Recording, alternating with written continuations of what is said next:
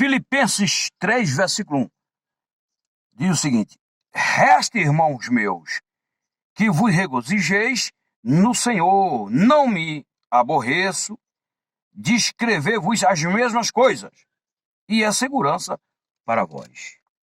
O Paulo, ele repetia alguns conceitos por várias vezes, segundo ele, era uma forma de produzir mais confiança sobre a comunidade ali, no caso, em Filipos.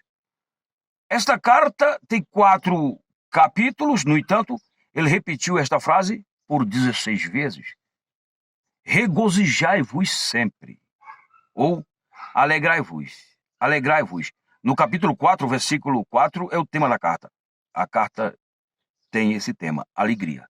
E ele escreve: alegrai-vos sempre no Senhor. Outra vez vos digo, alegrai-vos.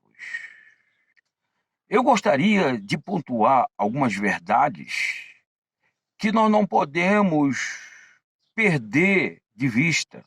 Nós temos que permitir que fique no arquivo da memória de uma vez por todas.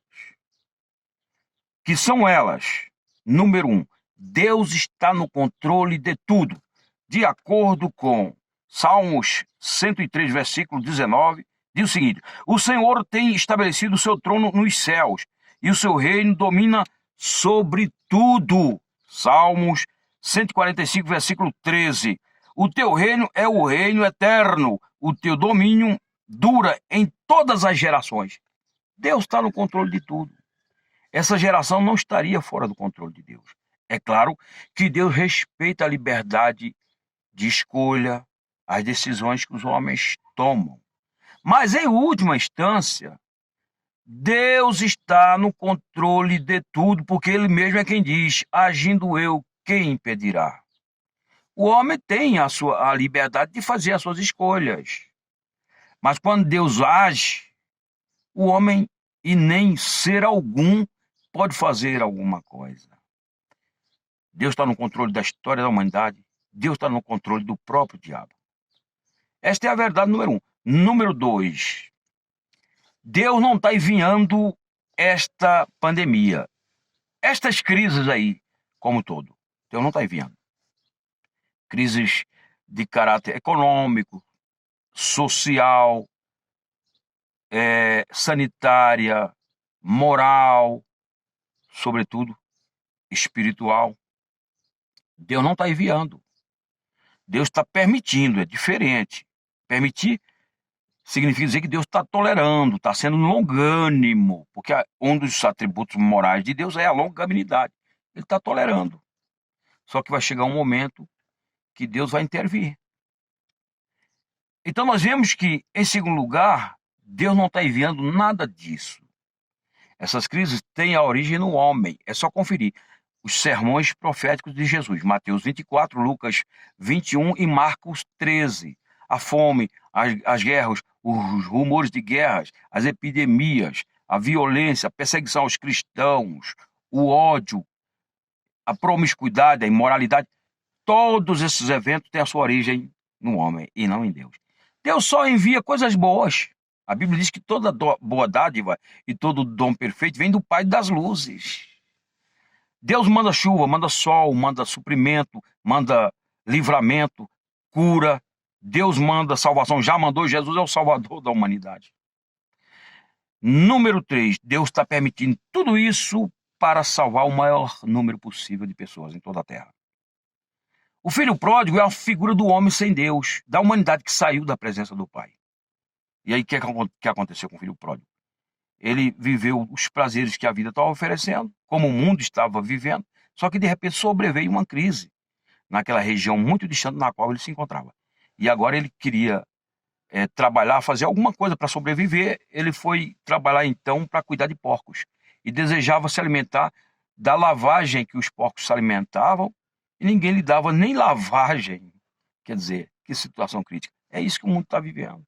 Povo em desespero, povo em pânico, chorando, muitos morrendo, enfim. Mas tem a oportunidade de voltar-se para Deus, como fez o pródigo. O pródigo caiu em si e disse: eu vou voltar para a casa do Pai. Lá tem a abundância de pão. É claro que nem todo mundo vai cair na real, mas muitos estão fazendo isso. Estão se rendendo e só quem ganha com isso é o reino de Deus. E a pessoa, é claro, que está se voltando para o Pai. Número 4, Deus quer despertar aqueles que estão até então vivendo um cristianismo raso, superficial, uma religiosidade. Deus quer que essas pessoas despertem. São pessoas que se dizem de Deus, professam sua fé só com a fé teórica. Estão dormindo, na verdade. Por isso que Tiago fala, ou melhor,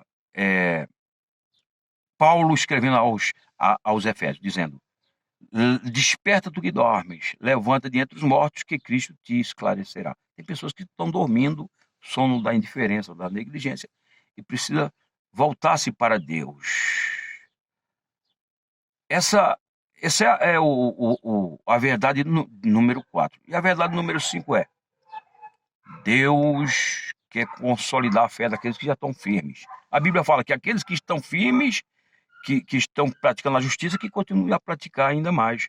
Os que são santos, que procurem viver a santificação cada dia. Em contrapartida, os que estão vivendo na impureza, na imoralidade, na corrupção, que continuem na lama do pecado. E a prova disso é: nem todo mundo vai se render, mesmo diante de toda esta pandemia, de todas essas crises que sobreveio e está abatendo a humanidade. Então nós vimos aqui esses fatos diante dos quais nós não podemos ignorar.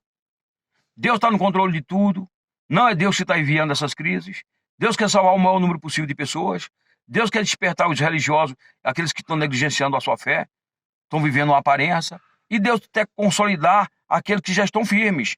Aqueles que estão fazendo parte da videira verdadeira, disse Jesus, serão podados para produzir ainda mais. É o que está acontecendo. Pessoas que já estavam firmes, agora que estão firmes mesmo. Aqueles que estavam orando, agora que estão orando de verdade. E estão meditando mais na palavra, ajudando o próximo, acolhendo o necessitado, realizando cultos e mais cultos online. Os que não estão podendo realizar estão participando das suas casas mesmo. E assim por diante. Fica aqui, portanto, esta reflexão.